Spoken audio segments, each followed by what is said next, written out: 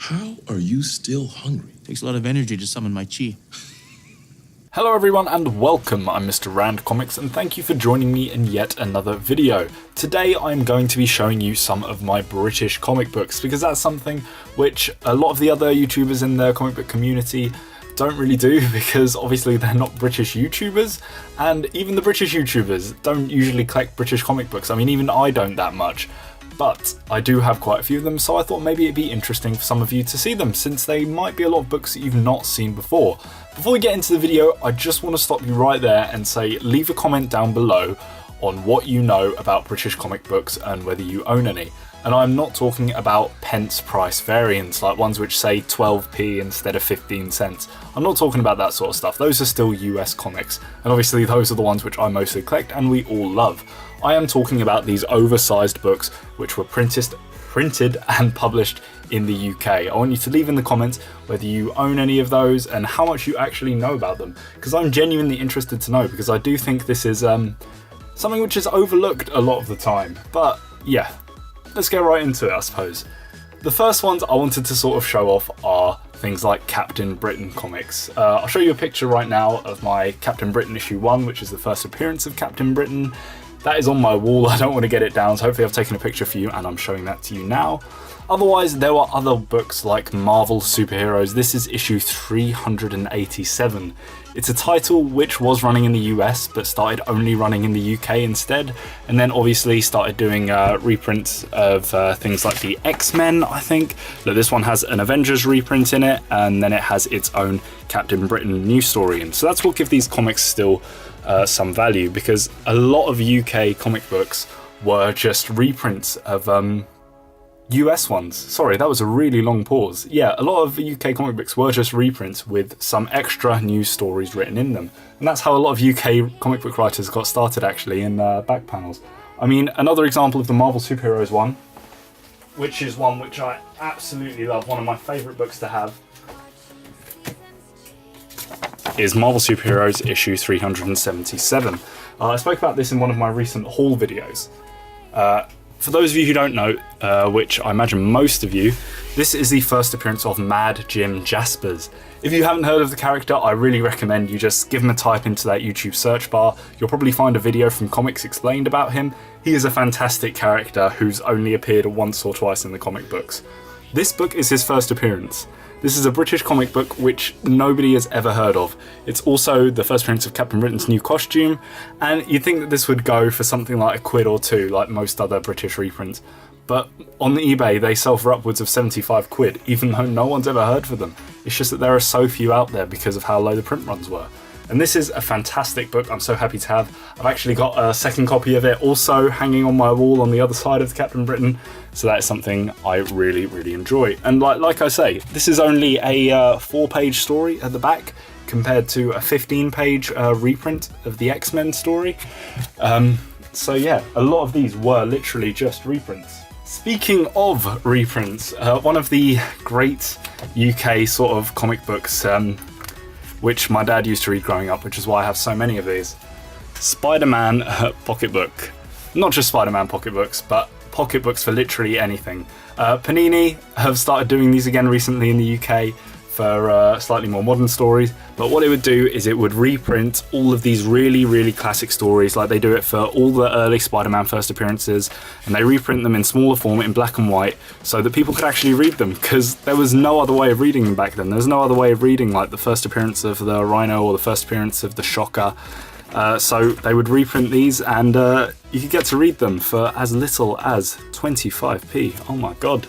So yeah, absolutely love those little things. And to go along with those, there are books like these ones. Stan Lee Presents the Fantastic Four.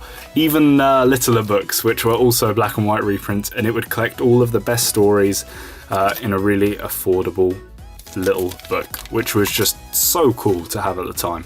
And I really like having these. They may not have very much value, but surprisingly, a lot of them actually do, which still surprises me to this day.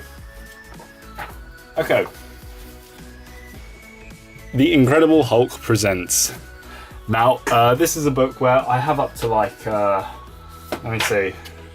See, this one's issue 7. That is a very cool cover, by the way. But I have up to like issue 12 or something of this, and this ran for like 25 issues, 24 issues maybe. This was basically Incredible Hulk reprints, and as you can see, 1989, so very late on in the game. The fantastic thing about this though, is it had things like Indiana Jones and original Doctor Who stories in it as well. As you can see, this one's got a bit of a tattoo on it as well, so that's a bit of a reminder that UK books have those tattoos as well, and CGC also picks up on those, surprisingly enough. Yep, some people do get their UK books CGC'd, believe it or not. But the fantastic thing is that these had original Doctor Who stories, which were obviously running alongside the television show at the time. I mean, let me see if I can find one right here. Let me have a look. Yeah, here we go, black and white. This is a Sylvester McCoy Doctor Who story. Absolutely brilliant, these, and that's why these have any value at all, just the fact that they do have original stories in them, and stories which most comic book readers of Doctor Who just read the normal comics wouldn't actually know about, because I don't think these have been reprinted anywhere at all other than right here, so I do find that really interesting. Okay, I've shown you a bunch of reprint books now with original stories in them. Now I will show you books which literally reprint nothing at all. This is 2000 AD, which the thing I love about 2000 AD is that they always had the most fantastic covers. And of course, it was Judge Dredd. Judge Dredd is, yes, a UK comic book character. They had progs, and these ran insane amounts. I mean, this is issue 633, and this was, 1989. And considering it's been running since then, holy lord, they did a lot of issues for this, and they always had such fantastic cover art. And all of these had countless, well, not countless, but they all had a load of writers and artists for each and every issue. Like, if you pick one up for the first time, you have no idea who wrote each story. It just gives you some black and white ones, some colour ones, and gives you a whole plethora of stories for each and every issue. These things were so cool. Yeah, fantastic artwork in these as well. Like, the 2000 AD is like the pinnacle of UK comics. Apart from, actually, hold on, let me go get them. I almost forgot to put them in the video. There we go. Apart from the Warrior magazines. There we go, let's move you back a bit so we can actually see. There we go.